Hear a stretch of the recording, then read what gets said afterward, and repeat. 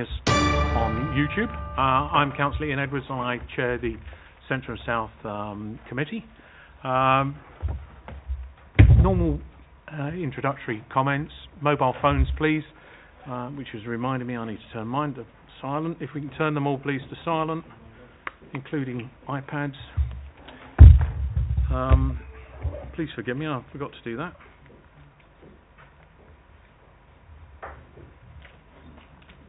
Okay, fire alarms. We're not expecting one, so if it does sound, we will be evacuating. Sir, the best way out is the way you came through the doors, through the following doors and downstairs. We'll all be going with you, so don't worry. There is a fire exit behind us if it's blocked for any reason. People who may be following us on YouTube, if you wish to provide feedback on the meeting, likewise yourself, sir, the forms are provided. Orange forms to the rear and also on a drop-down menu. Quick one, this is people around the table, explain who they are. The planning committee members, the voting members, are councillors. I'll introduce them. On my far left-hand side, Councillor Dillon, Councillor Oswald and Councillor Borough. On my far right-hand side, Councillor Chandal, Councillor Brightman, Councillor Ahmed Bolano, Councillor Chapman and Councillor Radia. They're the voting members. As chair, I will only vote in the event of a tie, which I don't think is likely this evening. The other people around the table are officers of the council and they're here to assist the committee. Far left-hand side, Nicole Cameron is our legal advisor.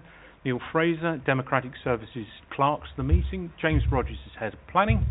And Meg Harani is a team leader in planning and will be making the presentations.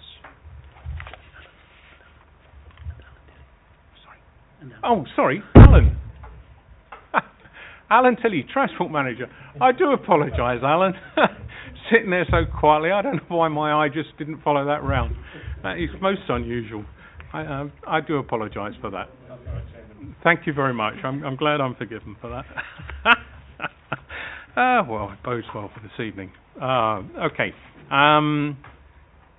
We have just the one petition item.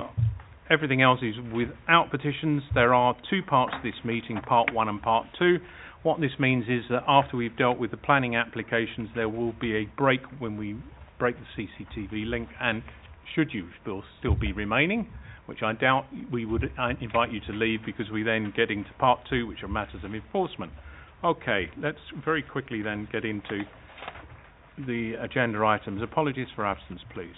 Yes, Chairman. Apologies have been received from Councillors Duncan and Yarrow, with Councillors Oswald and Radia present at their substitutes. Thank you very much. You're most welcome. Declarations of interest. Thank you. Councillor Bryman? 6 Compton Road, Hayes.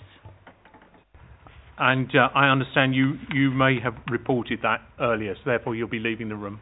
Thank you very much. Sign and receive the minutes of the previous... No, you said none, I thought. Okay, it was just that one. Sign and receive the minutes of the previous meeting. In the pack of the 11th of December, are they correct? Thank you very much. No matters in advance. As I said, there are items in 1 and 2. So we are now into the applications with the petition number 11 Court Drive. Mr. Harani. Thank you, Chairman. This is an application relating to 11 Court Drive, which is a detached house situated on the south side of the road. The application is for a detached garage located to the front of the site. The site is within the area of special local character, Hillingdon Court Park, and it is also the very front of the site is within the Greenbelt. The siting of the garage is within the Greenbelt. The application, as members will see from page 8 and the history, there has been previous application for a garage. This garage was larger, it was a double garage, it was higher as well, and it was refused for 3 reasons. The current application is for a single garage, which is not as high as the previous application. It is recommended for refusal on the basis of its siting within the site right at the front. It's in a visually prominent location which your officers consider would be unacceptable, and its size and scale would be visible from the Greenbelt and from surrounding properties and also from the road. As members will see from the photographs, There is a hedge to the front of the site which obscures the garage quite a lot, but it is still visible, and the main thing to consider is whether conditions could suffice which would make the hedge be retained. It's very difficult to word conditions and enforce them, which requires a retention of a hedge, particularly given that it might be subject to disease, might die off, and then you're in a position where there's no structure or nothing obscuring the views from the front. So your officers have considered whether conditions could be imposed which would be acceptable and therefore make the garage acceptable, but in this particular case they consider that it wouldn't be possible in terms of their enforceability. For those reasons, the application is recommended for refusal. If I can just go through the plans. As you can see, the very front of the site, the green area, is within the green belt. The hatched is the indication that it's in the Hillingdon Court Park area, special local character.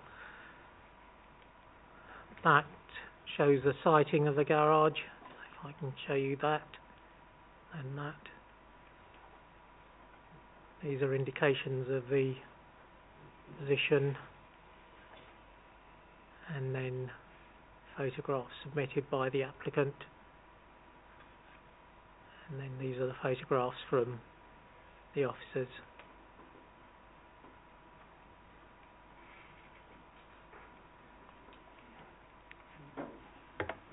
Thank you, Chairman.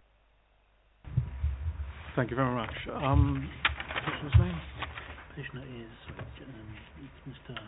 Johal. Thank you very much. Hang on. Mr. Davinder Johal. Mr. Davinder Johal, you have submitted a petition. You are entitled to speak. If you'd like to do so, invite you to come forward to the seats there. You will see a microphone on the desk, and to the front edge there's a button which toggles the microphone on and off. It's very important that that is on when you speak, otherwise your petition is not actually heard or captured. You will have 5 minutes speaking time. We assist you in the timing of that with the lights. You have 4 minutes on the green lights, 1 on the amber, and when it comes to the red at the 5 minutes, I need to draw you to a close, okay? So at your own time, once you turn on the microphone, we'll start the clock. Thank you.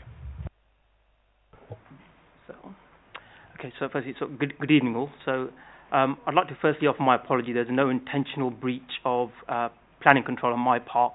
And once I was made aware of the requirement, I submit the application and pay the relevant fees promptly.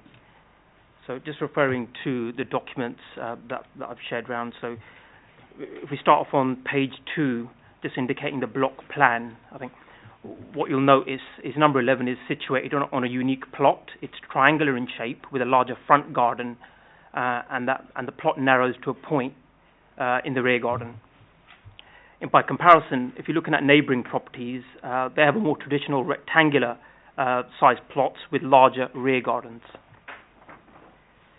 So moving to page 3, which just has the dimensions of the garage, which are obviously included in the application anyway. But the points to make here, it's set away as far as possible from the front of the property and at a minimum distance of 0.5 metres from the border and 1.6 metres at the furthest point. The side facing the property is covered with small trees and foliage in keeping with the garden and surroundings, and the north side facing Court Park is covered by the hedge. The point around the dimensions I'd just like to make is that it's the smallest possible size for an average size car. In terms of section 4, just in terms of parking provision and domestic use, in reference to section 5 of the planning report, the garage would provide 1 off-street parking space in accordance with the council's policy. The internal dimensions of the garage are acceptable and would not result in demand for off-street parking in accordance with UDP policy AM14. The sole purpose of the garage is for the use of safekeeping of 1 classic car. Moving to page 4, I've just captured a couple of different angles. So the first one is a view from the road directly in front of the property. And as you'll notice, there's no detrimental impact to the existing hedge, which is approximately 30 metres in length, facing Court Park. The hedge is currently at a height of around 2 metres, and this will be increased to block the roofline completely. There's also no impact to the footpath or change to vehicle access to the driveway. Image 6 is a view looking from my neighbouring property, the boundary of number 1, the close, from Court Drive. And moving to page 5, we have images from 15 Court Drive, where I also maintain the hedge, and that's around 11 metres in length. Image 8 just captures a wider view from the road. And I think you've shown some of these pictures already, but on moving to page 6, I've captured 3 pictures here that were taken by the planning officer on the site visit on or around 5th or 6th of December. And the points I'd make here is referring to picture 1. I'd say the prominent feature in picture 1 is actually the hedge that covers the garage from sight. The garage is only visually prominent when standing directly in front of it in my garden, as you can see in picture 2. And from picture 3, you can see the garage is totally out of sight, and I feel it doesn't impact the character of the house at all.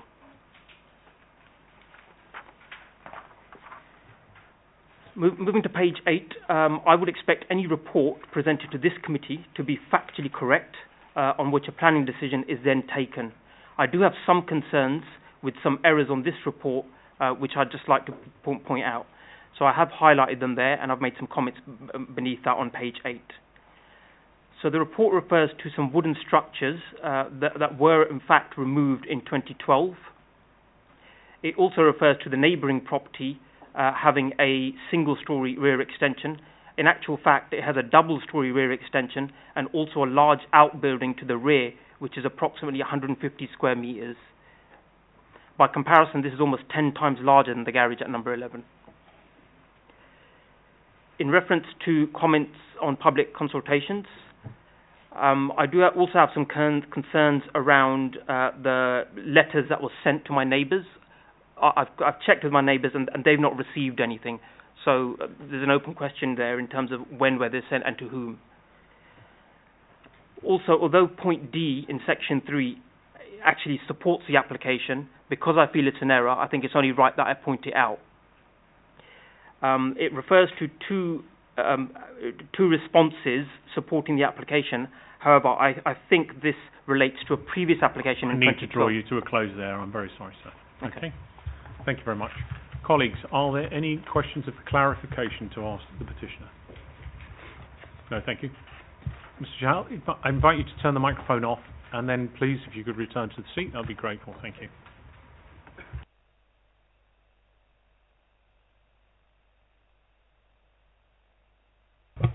Head of Planning just wishes to make a very quick comment. Thank you. Yeah, I've listened very carefully to what the petitioner has said. I've looked at the petitioner's statement, reflected on the officer presentation, and I just wanted to give some feedback and thoughts to committee.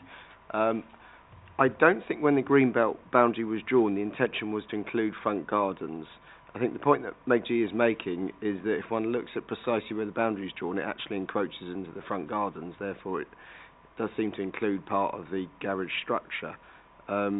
However, if we refuse the application, we need to defend the reasons at appeal, and I'm not convinced that reason 2 is actually a particularly robust refusal reason. I know we take a very strict approach on development that's inappropriate in the Greenbelt, but I do have some concerns as to how defendable reason 2 would be at appeal, given the scale of the garage now proposed. However, and this is the big however, I'd firstly say that what other people have done in their back gardens, I don't think relevant to consideration of this application. What we're dealing with is whether it's appropriate to have a garage and a front garden. And the reality is, this is an area of special local character, and it doesn't matter that this applicant does a very good job of maintaining their front garden. So you allow this, you allow the precedent of garages in the front of gardens. And that in itself, in my view, even though it's a nice front garden, it does have an impact on the area's special local character, and if this is allowed, it will create an undesirable precedent in my professional view. So I think reason 1 is a robust refusal reason, but I'm having concerns regarding reason 2 and whether, if members agree with the officer recommendation, I think we need to have a discussion about whether that reason should be removed. Thank you, Chairman. Thank you very much. That was a helpful comment. Councillor Oswald. Yeah, thank you very much, Chairman. James, would you prefer us to defer this so that you can beef that up, or...? No, I'm completely happy with refusal reason number 1. I'm having second thoughts regarding refusal reason 2. In fact, I go so far at this point to say that I think we should remove reason number 2. Yeah. Because I think there's a likelihood this will go to appeal. I'm happy with reason 1. I think we should remove. We should just stick to the impacts on the area of special local character, and as appeal, I'm confident we will be saying that this will create an undesirable precedent if allowed. Thank you. Any further on that, Councillor? Yeah, thanks very much, Chairman. Yeah, I mean, it's about not opening doors that we can't close behind us, isn't it? That, I think, and that's the sticking point. I sympathise with the applicant because I think that's a nice garage.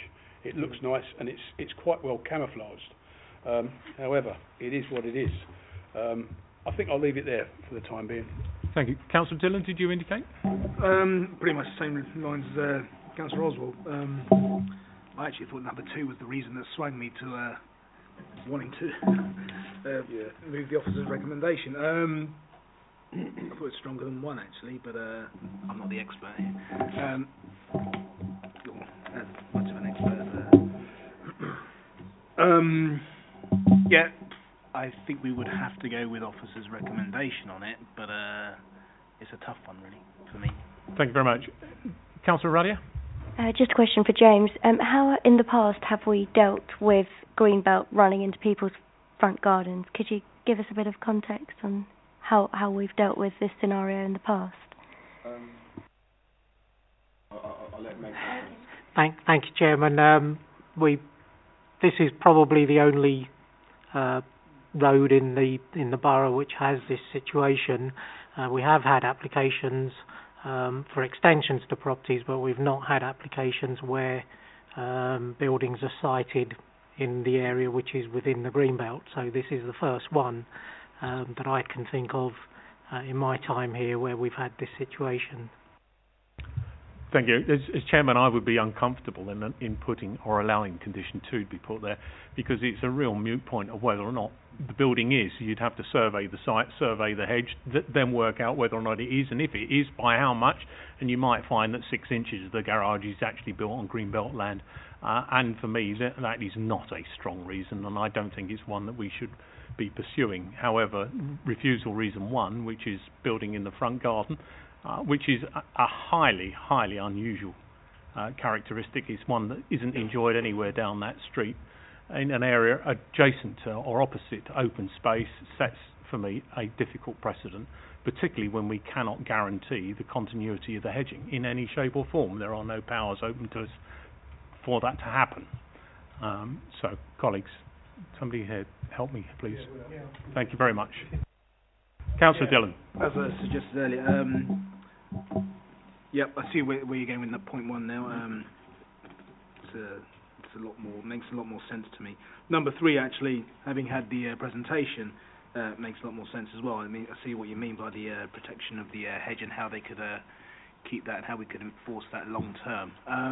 So, reluctantly, I feel sorry for the applicant, but we would have to move with the officer's recommendation. Subject to the deletion of refusal reason 2. So we're going with the officer's recommendation refusal on condition 1. Yeah, I'm happy to second that, Chairman. Thank you very much, Councillor Oswald. Show of hands, please, on that. Everybody, thank you. So unfortunately, that is refused for the reasons being described, and that is about not being able to guarantee within planning law the continuation of the hedge. So if that were to die tomorrow, it could be an open garage on the front, and we could do nothing, and that would be very damaging to the neighbourhood. And it would also, even if you could retain the hedge, it sets a dangerous precedent for the impact in the remainder of the street and therefore detrimental to the street scene. Okay, thank you.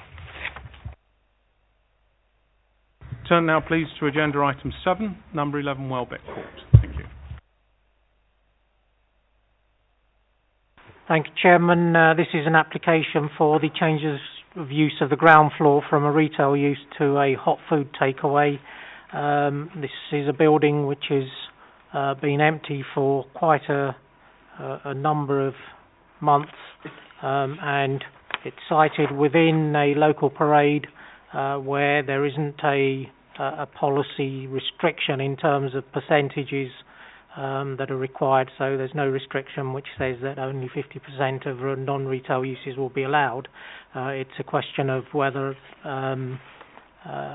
uses which are necessary are retained within the parade, and in this particular case the applicant has provided an up-to-date survey which your officers have accepted, and this shows that whilst this involves the loss of a retail use, it isn't an essential use. It was last used as a hairdresser, and there are essential uses within the parade which are retained. So for that reason, the principle of the use is acceptable.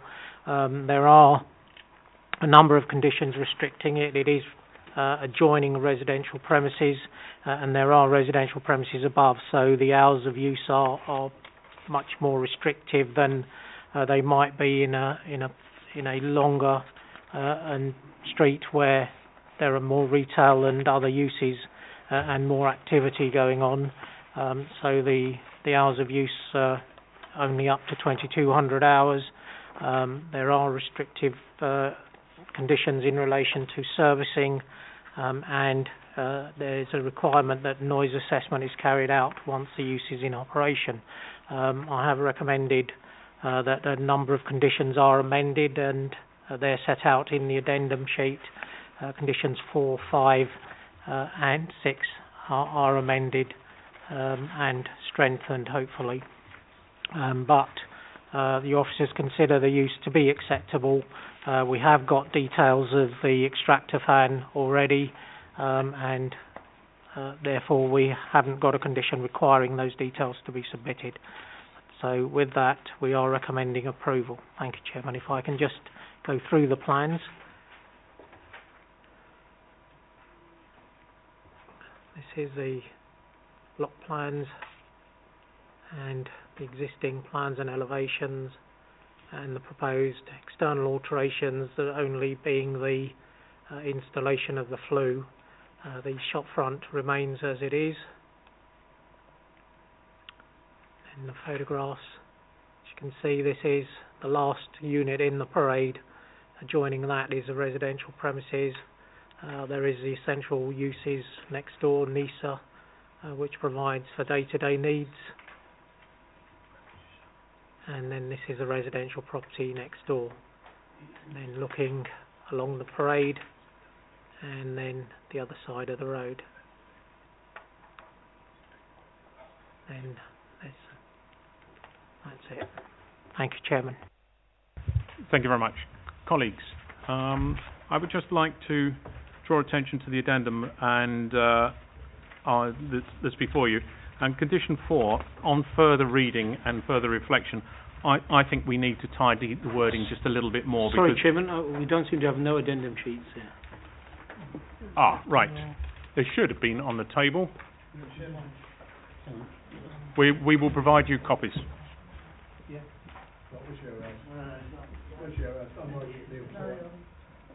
There's plenty at the back.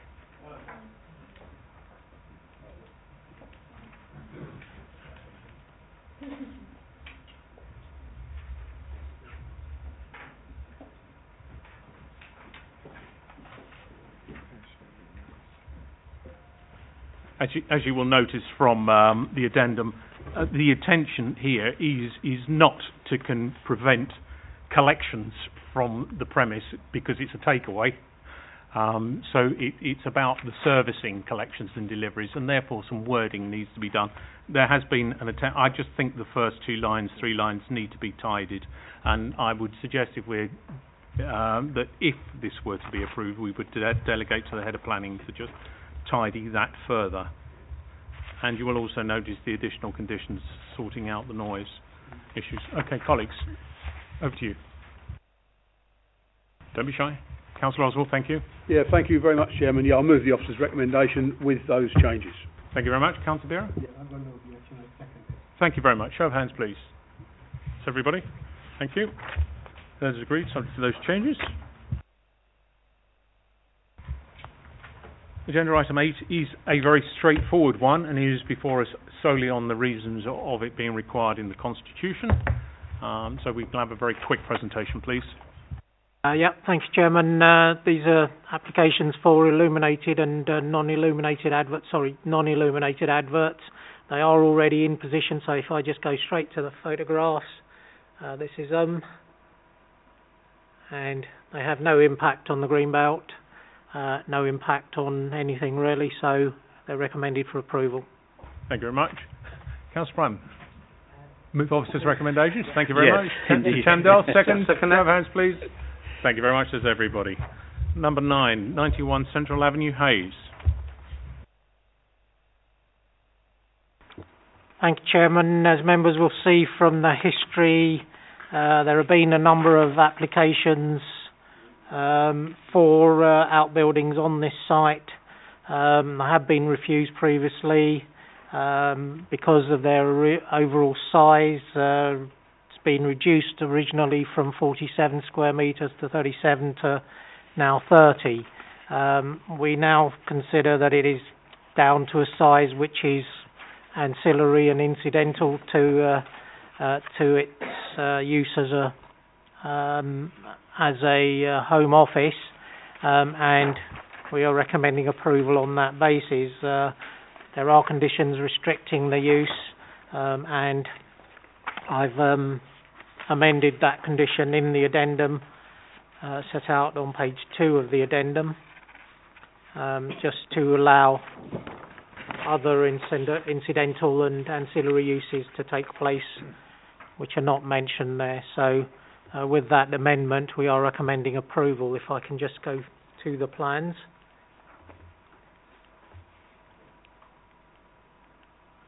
That's the siting of the building. The hatched area is the outbuilding. That's its size.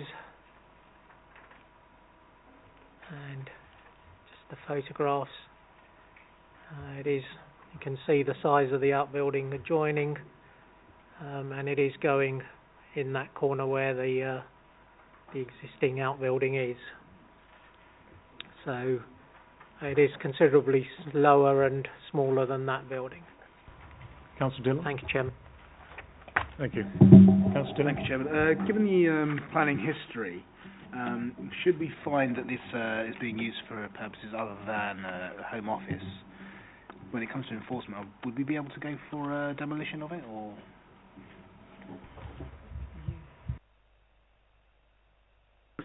It's not an existing building, so if it's built as anything other than a home office, then we could require its demolition.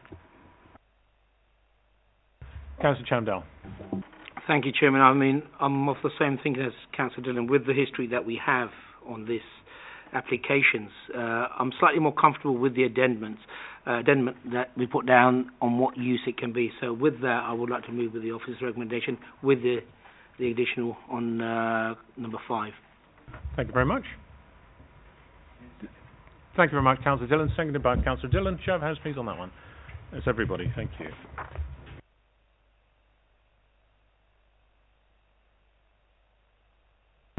Agenda item 10. Sorry? Yes, just slipping out.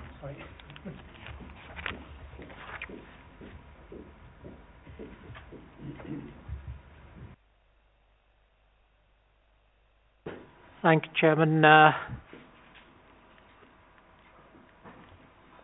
This is another outbuilding in the rear garden.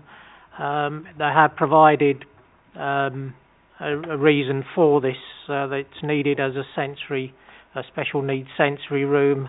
Your officers have visited the site. It is a building that is existing, and your officers have visited the site. It is being used specifically for the purpose that's stated in the application. It is required. Both of the daughters of the applicant are in need of it, and so your officers consider that despite the cumulative size of the outbuildings that are on the site exceeding what we would normally consider to be acceptable, we feel that this is a building that is required and is considered acceptable. So on that basis we are recommending approval. If I can just show you the plans. There was an outbuilding in position and it was there for quite a period of time. It's sort of been rebuilt. The applicant's saying that he has put a new roof on it. We feel that it's a bit more than that, but that's the building in question. The other building that has been there for quite a period of time is that one there. So the two together, it probably gives a full sense. I think this one that's existing is a fairly small building. It's about 15 square metres, and the one at the back is slightly larger. So cumulatively they're probably about 44 square metres. But because of the special needs that are required, we feel that it is acceptable. Again, we are putting restrictive conditions on it, and with those conditions we feel that we can pursue any enforcement should it not continue to be used for the purpose intended. So I've set out a number of an amendment to the condition as same as the previous outbuilding, and then 2 additional conditions, hopefully preventing its use for any other purpose. Thank you, Chairman. Thank you very much. This is, as said, one of those on balance. However, there are special circumstances. The shortfall in amenity space is small, relatively small, and it is in reasonable proximity to other amenity space. This isn't a frivolous application. It is one that is being substantiated by officers. Councillor Oswald. Yeah, thank you very much, Chairman. Yeah, I think it's a good use, really, and it's something that I feel we could take forward and approve the officer's recommendation. Thank you very much. Councillor Chapman. I very much agree with that, and I'd like to second it. Thank you. Show of hands, please, on this one. That's everybody. That is, of course, subject to the amendations in the addendum. Thank you. Okay. Cheers, Nicola. Right. If you don't mind me speaking while you're walking back, we'll turn to agenda item 11, Gold Building, Springfield Road, Hayes. Thank you, Chairman. Very quickly, again, if I show you its location, it is not located within proximity of any residential units. The additional hours are not going to impact in terms of either traffic or in terms of impact on adjoining occupiers. Therefore, we're recommending approval. Thank you, Chairman. Councillor Chandel. Go with officer's recommendation, Chairman. Thank you very much. Councillor Dillon, you indicated. Thank you. I think the activity there would make it a safer place. So, yeah. Thank you. Seconded. Show of hands, please. Everybody. Thank you. Number 12, Court Park Bowls Club. Thank you, Chairman. This is an application for a new pavilion on this site, or a new building, which includes facilities that would be in a pavilion, but it also includes the provision of an indoor bowling area, and the site is, as you can see, within the green belt. The building is considerably larger than the existing. The existing is probably amounting to about 45 square metres, and the new building would increase to 117. So it's a considerably larger building, and it's larger than may be considered acceptable if it was an extension. Normally there's a 50% restriction, and within the addendum sheet we have set out additional information as to why we feel that it's considered to be acceptable as a larger building in the Greenbelt. It is an enclosed site, so again it's not particularly visible, but again, as with the first item, that is a consideration which members need to make with caution really, because the borders around it could be removed. It could be visible, but we feel that its impact is acceptable in this particular location, and therefore we are recommending approval. If I can just show you the plans again. So this one's probably gives you a good comparison between the two. That's the existing pavilion. It's being moved in terms of its position, and it's designed very similar to the existing pavilion, and this one probably gives you an idea. There's the outline of the existing pavilion here, and then the new one. So it is a larger building, but your officers consider that in this particular...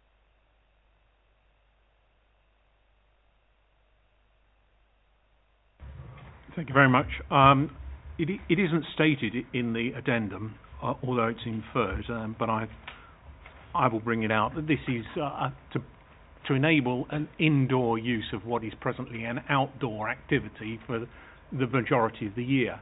And by allowing that outdoor sport to continue during the winter months, we are allowing older people, which are predominantly the age group that attend bowls clubs, to continue with activity and to continue socialising.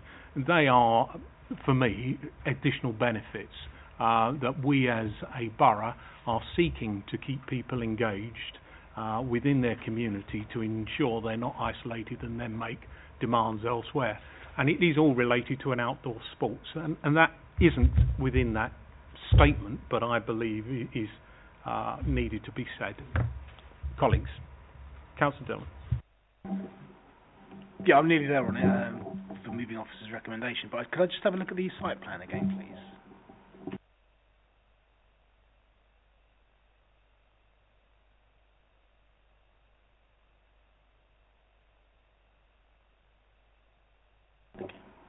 Yeah, perfectly acceptable. I think it's bringing in more use to the park. So, and as you say, further use of throughout the winter months. So, I'll move officer's recommendation. Thank you very much, Councillor Borough. I've got agree with you. It goes second.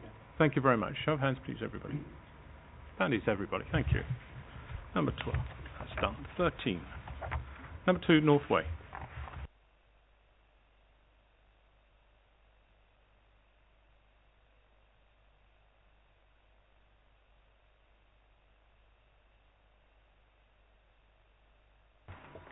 Thank you, Chairman.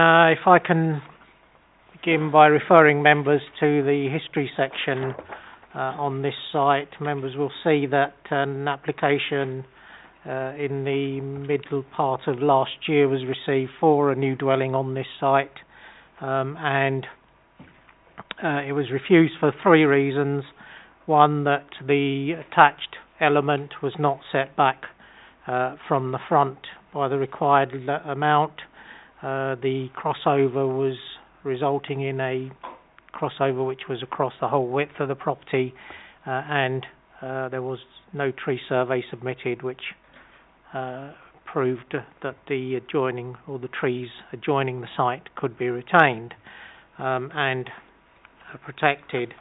In terms of this application, if I can go through the plans, it is set back on both floors by the required 1 metre. It's set in from the boundary so that it provides a sense of openness on the corner, which currently has been lost, particularly at ground floor level, because the buildings are virtually up to the boundary, so it's an improvement in that sense. And the floor space meets the requirements. The crossover has been amended so that if I can, that's probably a better plan. There's an existing crossover in this position which is being widened away from the junction, and then a new crossover here. Previously the crossover went across the whole of the site, and we felt that that was unacceptable, and in this particular case the amendments the Highways Officer has considered to be acceptable. So in terms of the size of the dwelling, this meets the London Plan and national standards.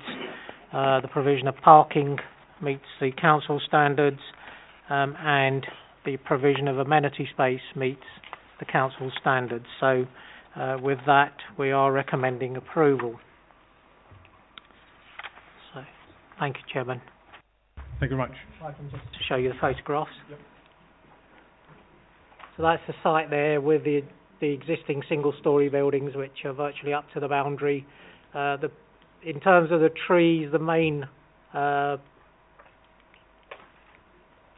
one is the street tree, which we were seeking to protect, and the tree officer is happy with that, and the tree report that's been provided, and he says that in fact it would be an improvement because it would remove the single-storey buildings and site the new building away from that tree.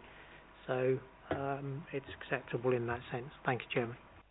Thank you very much. Can I just invite the Head of Planning to come in with regards to the study of the... Yeah, it's just so the study, because it's so small, is not being treated as a possible additional bedroom, but if it's 4 square metres, but we would need to condition it if we want to keep it that way, which would then necessitate an extra condition being added. And we have actually had cases where cupboards and studies are then...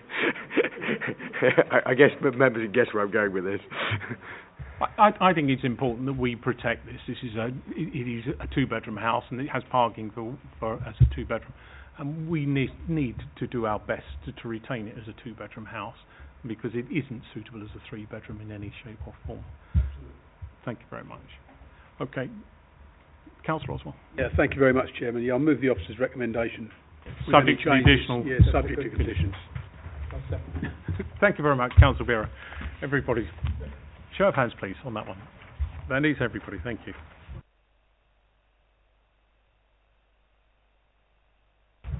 Number 14, Securities House. Thank you, Chairman. Securities House, prior approval was granted on the basis of the provision of 18 or 31 self-contained units and 18 parking spaces. As members will know, prior approval, there were only a limited number of considerations that officers can make and members can make in terms of whether to grant approval or to refuse, and parking is one of those. The size of the units is not a consideration, and the amenity space and so on are not considerations. So in terms of the considerations that were made, we felt that we couldn't refuse the application. This application has now come in to vary the condition requiring the 18 parking spaces to be provided, and those parking spaces are to be removed. There are proposed to be 2, but your officers are recommending that a condition requiring 3, which can be provided. Disabled spaces are provided on site, but other than that, that the matter is restricted so that no occupiers can apply for parking permits within the area, and the highways officers consider that to be acceptable given the very high level of public transport accessibility in this area, with the adjoining, with this site being level of 5, and the adjoining very close to it, level of 6, which is the highest level that's possible. So with that, we're recommending approval. I think my colleague in legal has an issue that she might wish to raise in terms of whether we should do a condition or a unilateral. Thank you, Chairman. Head of Planning, which is coming. So, yes, so I've discussed condition 3 with the legal officer. Obviously, what it's trying to do is control the ability of residents to obtain parking permits, which is a very valid thing for us to seek to achieve. The long and short of it is we don't think we can proceed with the condition. We need to amend the earlier unilateral undertaking, so I'd like to request delegated authority to do all the necessary steps to achieve that objective. That's the shorthand answer. Legal officer is more than happy, I know, to give you the longhand version. Anybody in need of a longer hand version? You're off the hook there, Nicole. Okay. If we are going to delegate to the head of planning, we will be approving subject to a unilateral undertaking being agreed. And I assume then we would not need condition 3 at all. Yep. Because it will be covered through an updated unilateral undertaking. Okay, so we will be, if we were minded to approve this, we would be approving subject to delegating to the head of planning to secure a unilateral undertaking from the developers within a certain period, and if that was not delivered in that time, the application is thereby refused. Okay, and because it is being delegated down, and the officers are recommended 3 parking spaces rather than 2, I believe that the unilateral undertaking should be tightened further to remove even the entitlement to blue badge, because it should be consumed within that estate itself rather than displaced onto the street, would be my view. We have a standard wording now that's had a lot of refinement. So what I want to do is use the same wording that we're using in major application cases. So that might be going against what you've just said, but I understand it. But I want the legal officer's advice at this point, if that's okay. I think it would be sensible to stick, for consistency purposes, with what we would usually have. We basically have a precedent draft parking permit restriction schedule that goes into the UUs, goes into the Section 106 agreement, and I think that realistically, and for consistency, we should just keep it as per that precedent, and that would include exclusion of blue badge holders. Okay. I've seen recent applications that differ from that, that have been considered. If we believe there are going to be more disabled parking here, we should not be cluttering the town centre by allowing the conversion of what is existing resident parking into the street, would be my view. My view is that we should say no. They should retain it, and that means that they cannot go ahead with the conversion of those other parking spaces into the way they wish. My view is that they either consume all of the parking that's required within the footprint. What we can't allow is our town centres to be clogged by only disabled parking constantly being on the street, is my view. Particularly when this estate can provide parking for 18 at the moment. Hopefully helpful comment. If you wanted to make it subject to a chairman and Labour lead, that will enable a further discussion outside the meeting. That would be helpful then. I would prefer to explore every avenue to ensure that the disabled parking is undertaken within the confines of that estate, because presently it can be, and they're asking us for permission not to do that, but to remove that parking and put it into the high street. And I think that is detrimental to the high street, in my view. If we make it subject to chairman and Labour lead, that enables us to give further thought out the meeting, and if members are happy to leave that to effectively the 4 of us, that's the legal officer, myself, chairman and Labour lead, then that might be a good way of addressing your concerns. It is. I've just given a very clear steer. Councillor Oswald. Yeah, that's fine. Okay, I've had my say. Colleagues, it's an opportunity for you to have your say. Councillor Oswald. Thank you very much. Yeah, I tend to agree with you, Chairman, because across Hillingdon, or the town of Hillingdon, there is plenty of disabled parking spaces anyway for people that want to shop. Now, I don't particularly agree with a space being taken up all day by a blue badge holder. I can mention one vehicle that does this on a permanent basis, almost 7 days a week. I won't go into details with that, but there are enough places where blue badge holders can park on single yellow lines, for instance, for 3 hours, and I think on double yellows as well in some circumstances. So I tend to agree with you, and I think I'm quite happy to move the officer's recommendation with that subject to that. Councillor Chapman? Thank you very much. Show of hands, please. That is agreed. Delegated the headers planning discussion with the legal, subject to the agreement of the chairman and the Labour lead, the rewording of the unilateral undertaking with the ambition of trying to do that. Yeah. Okay, thank you.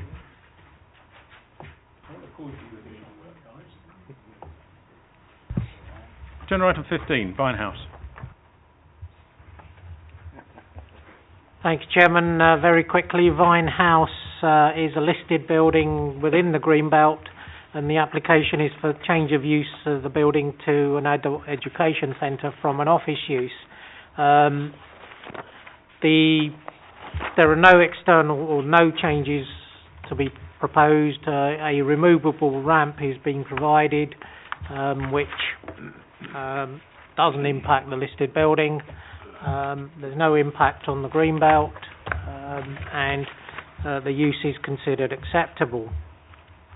There are a number of restrictive conditions which hopefully will mean that it doesn't result in a use which is within the D1 use class, and there are a large number of uses which members might consider unacceptable within the D1 use class, and so we've restricted it specifically to an adult education centre, and there is a restriction in terms of the number of users on the site, limited to 6. So with those, we feel that the impact in terms of traffic and on adjoining occupiers is acceptable, and we're recommending approval. I can just show you photographs. It is an attractive building. And as I say, there are no alterations proposed to the building, so there's no requirement for a listed building consent application. Thank you, Chairman. Thank you very much. Colleagues? Councillor Dillon. Thank you very much. Councillor Chapman, second. Show of hands, please. Everybody, thank you. Item 16, the 106 planning agreements.